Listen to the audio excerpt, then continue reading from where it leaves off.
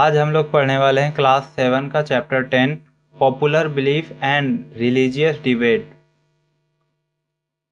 तो इसमें पहले तो इस चैप्टर का टाइटल का मतलब समझ लेते हैं। पॉपुलर बिलीफ मतलब जो लोगों का विश्वास था, प्रसिद्ध विश्वास और जो मान्यताएं थी उनकी धर्म के प्रति, वह हम इस चैप्टर में पढ़ने वाले हैं।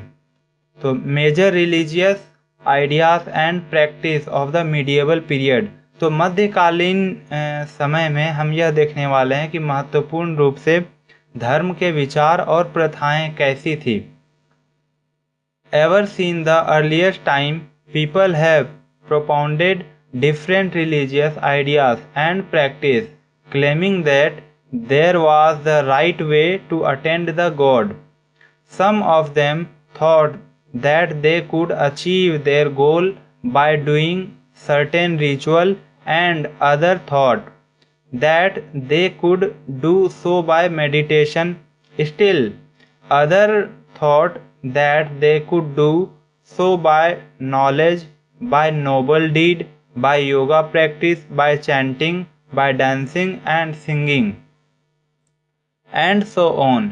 These different ideas led to the growth of different beliefs and faith.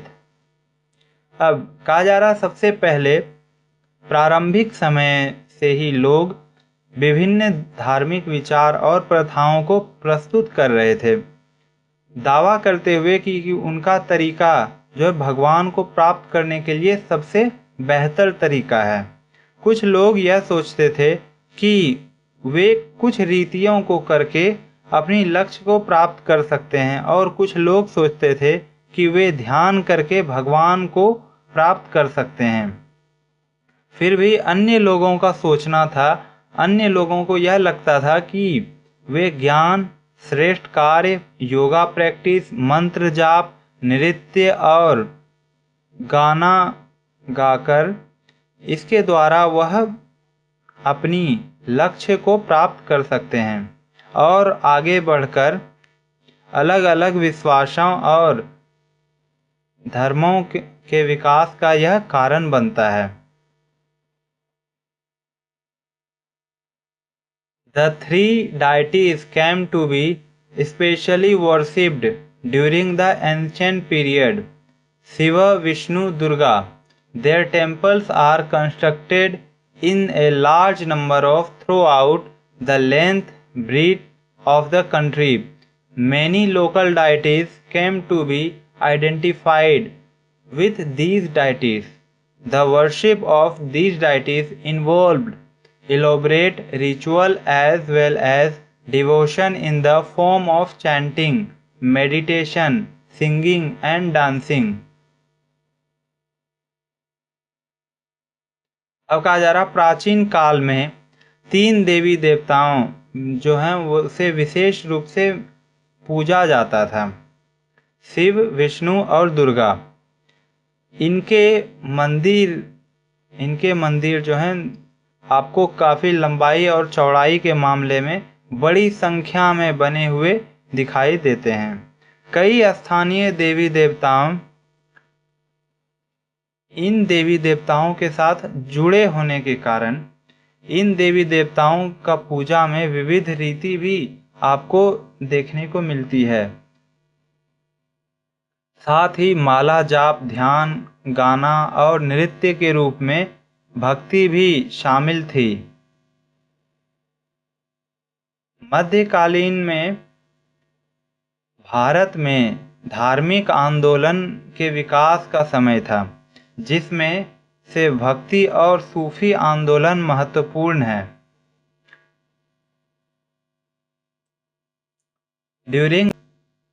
During the medieval period, new ideas to be evolved which saw the growth of religious movements throughout India. The important of these were the Bhakti and Sufi movement. तो कहा जा रहा है मध्यकाल में भारत में धार्मिक आंदोलन के विकास का समय था, जिसमें भक्ति और सूफी आंदोलन महत्वपूर्ण थे। अब भक्ति मूवमेंट देखते हैं, भक्ति आंदोलन। भक्ति, द अर्लीस्ट कॉन्सेप्ट ऑफ भक्ति came from the Gita, a book of which professed different means of attaining God.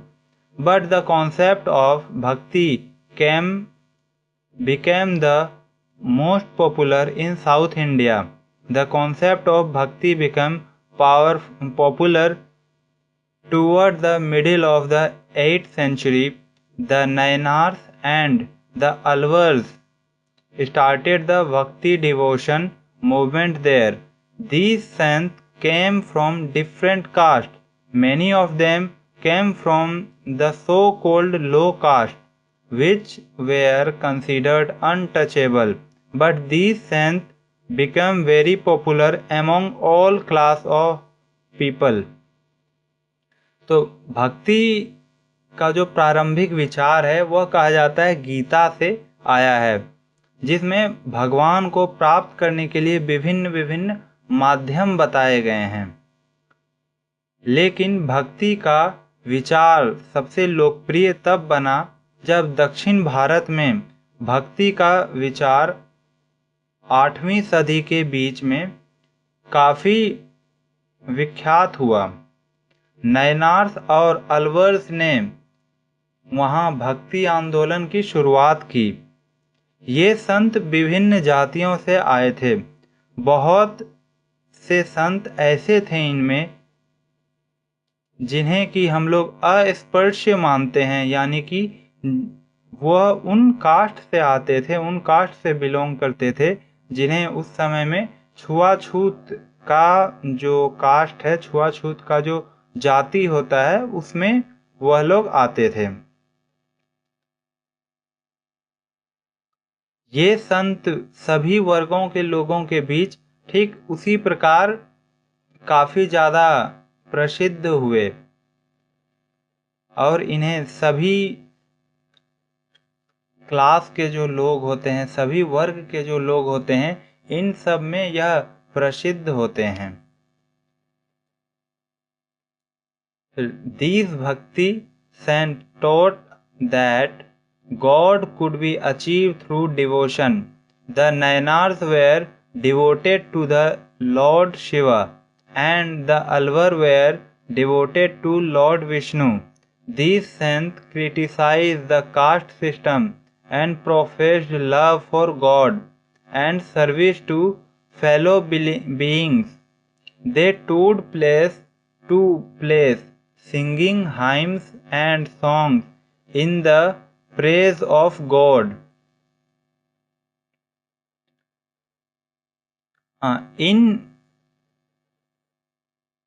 इन संतों के द्वारा भक्ति का माध्यम जो है वह सिखाया जाता है, लोगों को बताया जाता है कि भगवान को भक्ति के माध्यम से किस प्रकार प्राप्त किया जा सकता है। नयनार्स भगवान शिव के प्रिय थे और अलवर्स भगवान विष्णु के प्रति प्रिय थे। ये संत जाति व्यवस्था की, ये जो जाति व्यवस्था है, इनकी काफ़ी आलोचना करते हैं। संतों का कहना होता है कि यह जो हम लोग जाति बना चुके हैं, कास्ट सिस्टम जो हम लोगों ने बनाया है, यह बिल्कुल भी हमारे लिए अच्छा नहीं है।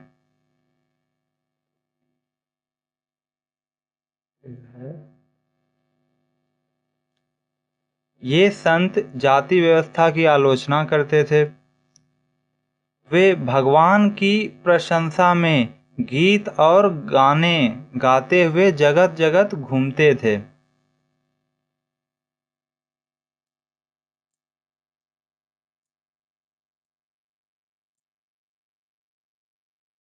They opposed elaborate religious ritual and ceremonies. They preached religious tolerance and said that all people were equal. An important feature of these saints was that they communicated in the local language of the people, so they were able to connect with them easily.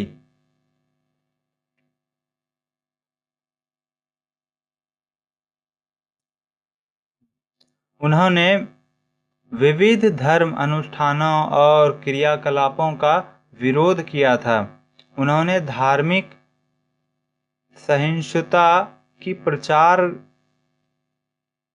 उन्होंने धार्मिक जो सहनशीलता होती है उसके प्रचार की और कहा कि सभी लोग भी बराबर हैं, सभी लोगों को हमें इक्वल मानना चाहिए। इन संतों की एक महत्वपूर्ण विशेषता थी कि वे लोगों की स्थानीय भाषा में संवाद करते थे। लोगों से वह उनकी स्थानीय भाषा में उनसे बात करते थे, इसलिए वे उनसे आसानी से जुड़ जाते थे। There were 63 Nayanar Sant who came from divergent background. The important one of them include Apar, Sambandar, Sundarar, etc. The important Nayanar songs were compiled in the Tivaram and Tiruvaksham. The number of Alvar Sant is put at 12, who too came from different grounds. The important one of them include Navlavar, Periyalvar, and his daughter Andal. The Alvar songs were compiled in the Divya Prabandham. In the early medieval period, many sants contributed to the Bhakti movement. We shall study a few of them. तो यहाँ कहा जा रहा है 63 नयनार संत हुए जो विभिन्न पृष्ठभूमियों से आए थे। उनमें से महत्वपूर्ण व्यक्ति में अपर, संबंदर, सुंदरर आदि शामिल थे। नयनार संतों के महत्वपूर्ण गीता तेवरम और तिरुवाचकम में संकलित थे। अलवर संतों की संख्या को 12 पर रखी जाती थी, जो भी विभिन्न पृष्ठभूमियों से आते थे। उनमें महत्वपूर्ण व्यक्तियों में नंबालवर, पेरियालवर और उनके बेटे अंडाल शामिल थे। अलवर के गीत दिव्य प्रबंधम में संकलित हुआ करते थे। फिर प्रारंभिक मध्यकाल में कई संतों ने भक्ति आंदोलन में योगदान किया। हम उनमें से कुछ का अध्ययन करेंगे।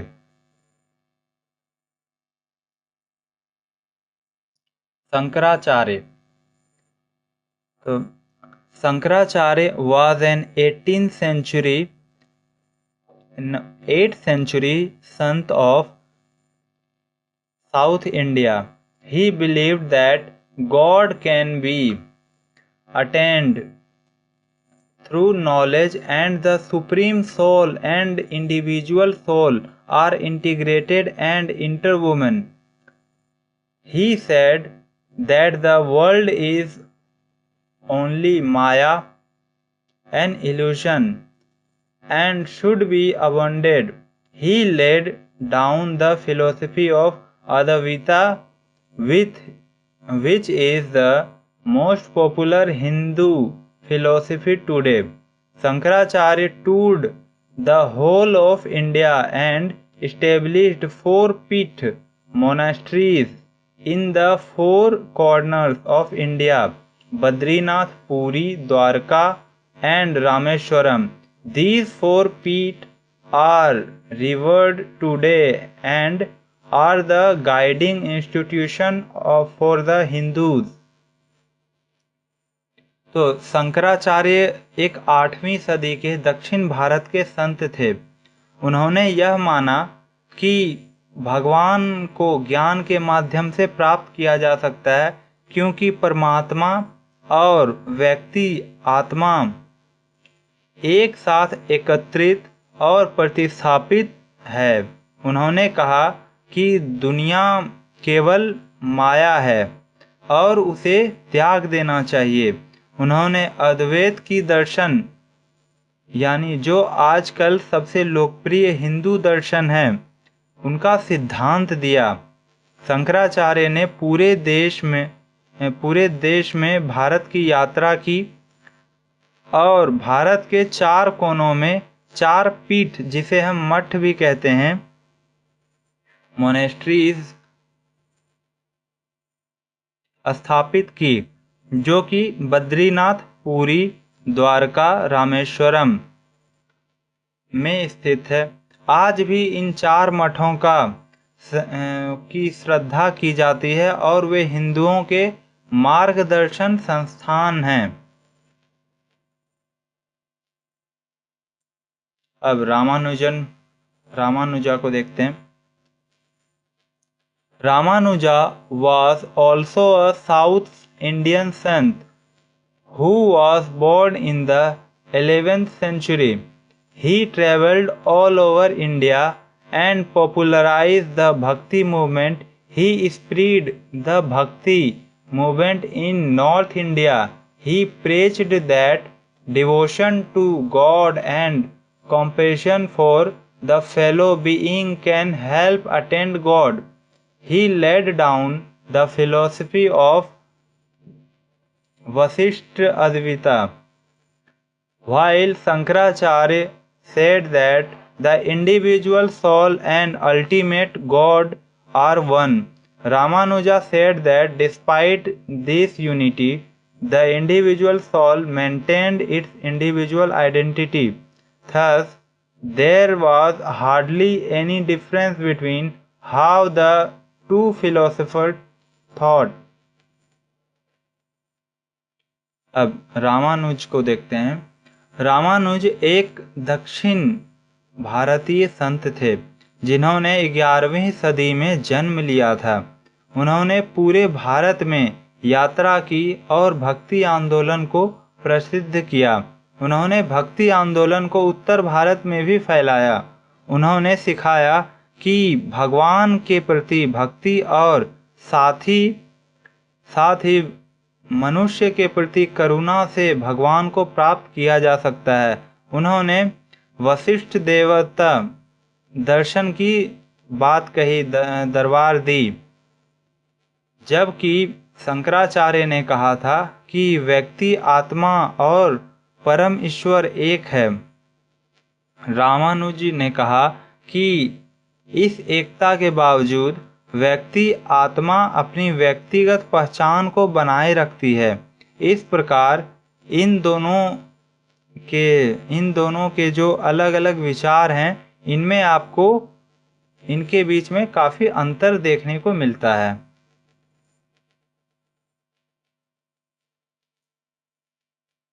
अब नेक्स्ट है Vaswana.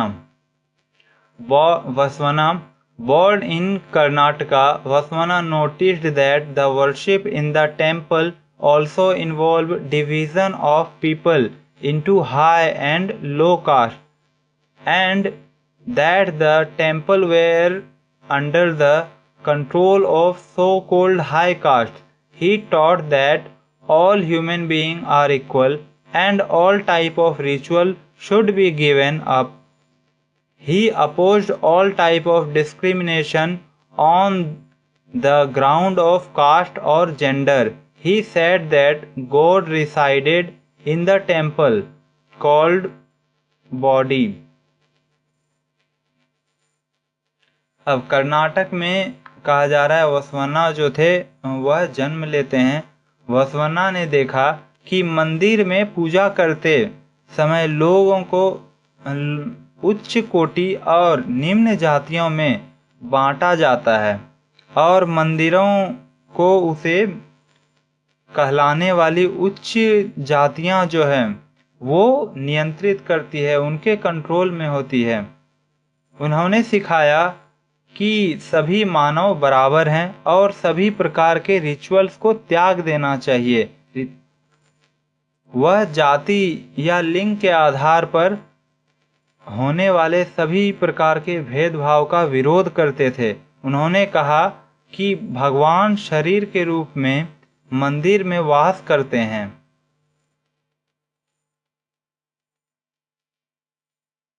In the later medieval period, the Bhakti movement further gained monumentum. Many Sant preached devotion in the whole of India, such as Mirabai in Rajasthan, Tulsidas, Surdas, Kabirdas in Uttar Pradesh, Guru Nanak in Punjab, Namdev, Eknath and Tukaram in Maharashtra, Chaitanya Mahaprabhu in Bengal, etc. These Sant not only popularized bhakti but also struck at the root of many evils in the society. Thus, bhakti and social reform were integrated.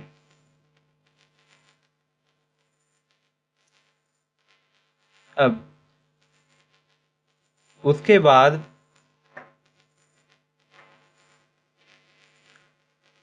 बाद के मध्यकाल में भक्ति आंदोलन ने और भी प्रकार से प्रारंभ किया गया। भक्ति आंदोलन को और अलग प्रकार से प्रारंभ किया गया। कई संत भारत के पूरे में भक्ति की प्रचार कर रहे थे, जैसे कि राजस्थान में आपको मीराबाई, उत्तर प्रदेश में तुलसीदास, सूरदास और कबीरदास, पंजाब में गुरु नानक, महाराष्ट्र में नामदेव, एकनाथ और तुकाराम, बंगाल में चैतन्य महाप्रभु आदि। इन संतों ने न केवल भक्ति को प्रसिद्ध किया बल्कि समाज में कई बुराइयों के ऊपर हमला भी किया। इस तरह भक्ति और समाज सुधार एक साथ आगे बढ़ते चले गए। Mirabai, a Rajput princess, abandoned all the luxuries for the sake of her devotion of Lord Krishna. She had to face many hardships, but she had unflinching faith in bhakti. She sang in devotion and popularized kirtans. Mirabai एक राजपूत राजकुमारी थी। भगवान कृष्ण के प्रति अपनी भक्ति के लिए सभी आलस्यों को उन्होंने त्याग दिया, छोड़ दिया। उसे कई कठिनाइयों का सामना करना पड़ा, लेकिन उसमें भक्ति के प्रति अदल बदल की श्रद्धा थी। उन्होंने भक्ति में गाना गाया और कीर्तनों को प्रसिद्ध किया इसके द्वारा।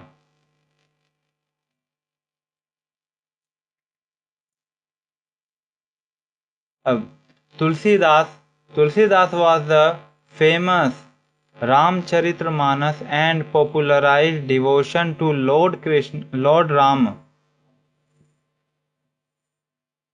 He has made Lord Ram a household name. It was due to his effort that the followers of Shiva and Vishnu united, and he depicted Lord Ram and incarnation of Vishnu worshipping Shiv and Shiv worshipping Vishnu. Surdas was devoted to Lord Krishna. He was blind and sang in devotion. His poems were compiled by his followers in the form of Sursagar, Surasravali, साहित्य लहरी।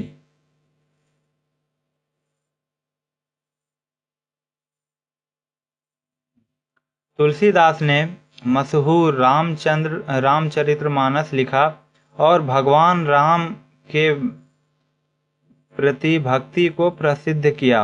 उन्होंने भगवान राम को एक घरेलू नाम दिया।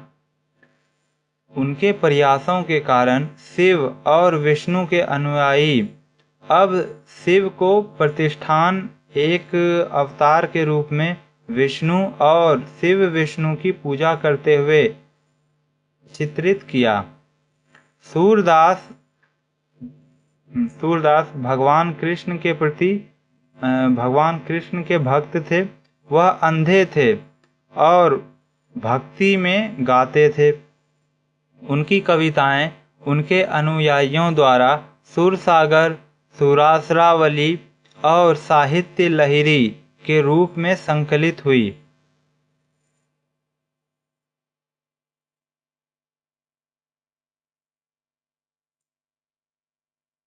अब these saints have given new height to Hinduism. A legend about Mirabai. It is said that Mirabai was poisoned by her husband, but it did not have any effect on her. She was got bitten by a snake too, but to not effect. Born in Talwandi, Guru Nanak preached true love for God. He travelled widely before establishing a centre at Kartarpur, Dera Baba Nanak. He composed hymns and sang them to his audience. His followers included high and low people of different faiths. He taught people to earn their livelihood by honest means and share their income with others. His teachings are now known as Naam Japna, chanting God's name, Krit Karn, do your work by honest means, and Vand Chakna, share your income with others. He also popularized Langar, community kitchen, in which all people dined together, and the sense of equality was strengthened. The holy place that he created was called Dharmshal, which came to be called Gurudwara. There is a legend of 10 Sikh Gurus. The followers of Guru Nanak under the later Guru became a political entity and came into conflict with the Mughals. To face the truth, the last Guru, Guru Gobind Singh, established the Khalsa Panth, Sikhism. After him, their sacred book, Guru Granth Sahib, is revered as the Guru.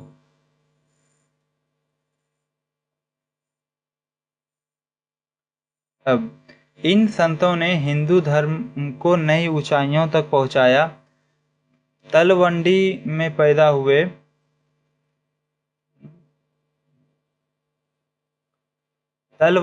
पैदा हुए गुरु नानक ने भगवान के प्रति सच्चा प्यार का प्रचार किया। उन्होंने करतारपुर डेरा बाबा नानक में एक केंद्र स्थापित करने से पहले विशाल रूप से यात्रा की भारत की। उन्होंने भजन बनाए और अपने श्रोताओं के सामने गाए। उन्होंने अनुयायियों में विभिन्न धर्मों के उच्च और निम्न वर्गों के लोग शामिल थे। उन्होंने लोगों को यह सिखाया कि वे ईमानदारी से अपने आजीवन कमाई करें, अपनी आमदनी को दूसरों के साथ साझा करें। उनकी शिक्षाएं अब नाम जपना यानी भगवान के नाम का जप करना, कीर्तन करना, ईमानदारी माध्यम से काम करना, वंद शकना, अपनी आमदनी को दूसरों के साथ साझा करना, इस रूप में की जाने लगी। उन्होंने लंगर यानी सामुदायिक जो खाना होता है वो उसको प्रसिद्ध किया, जिसमें सभी लोगों को एक साथ भोजन करना होता है, और समानता की भावना को मजबूत किया। उन्होंने जिस पवित्र स्थल को बनाया उसे धर्मशल, जिसे बाद में गुरुद्वारा कहा गया,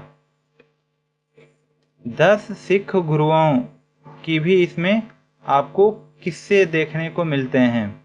गुरु नानक के अनुयायी ने बाद में गुरुओं के नेतृत्व में एक राजनीतिक संगठन बनाया और मुगलों के साथ संघर्ष किया।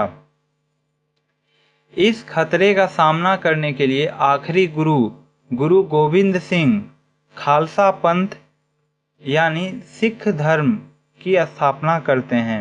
उनके बाद उनकी पवित्र किताब गुरु ग्रंथ साहिब को गुरु के रूप में पूजा जाता है।